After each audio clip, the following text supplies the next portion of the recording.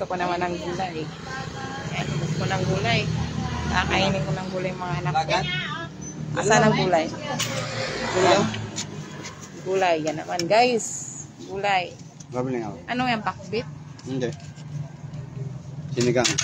Anong sinigang? Anong luto po ito ate? Ginisa po. Ginisa yan. Ay, ginisa. Oh, sige, good. Gusto ko yan. Chicken at ito. Ginisang gulay. Sarap? Sarap. Sarap siya. Sarap. Isa lang bang gulay pa? May lagat po. Saan po yung lagat? Ay, ito. Ay, ito pala mo. Ito lang. Saan? Gulay, chapchoy. Ha? Chapchoy. Hmm. Ayan natin. Gusto mo yan? Masarap naman. At saka ito. Wala naman magulam niya. Ayan na muna yung sa amin. Kasi iba yung sa kanila kung dalawa eh. Sa amin yung sa... Sarap siya Doon sa guys. gasolina.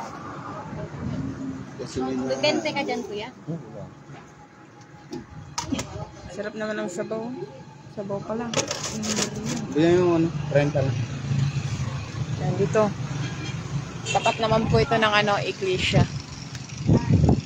Yan. Pag gusto niyo pong bumili ng ulam, gulay, yan, dito lang po siya sa tapat ng iglesia. Katabi ng ano, Pins Pandesal. Sige na. Pangalan niya. Pangalan ng karinderya niya, Minis Karinderya. Ito lang po yan sa tapat ng iglesia.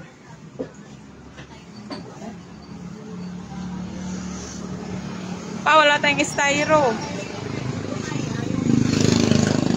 Dahil nakalimutan namin nagdala ng plato, kaya bibili na lang kami ng styro at saka ng styro at saka kutsara. Dalawang kutsara.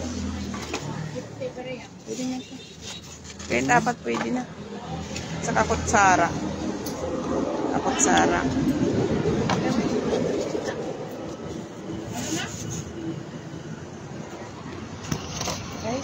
Dos po, isa yung styro namin po.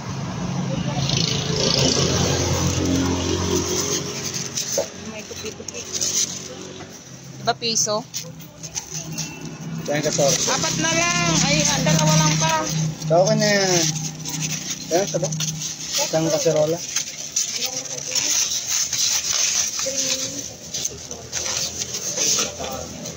Aba, dito na si Don Julia.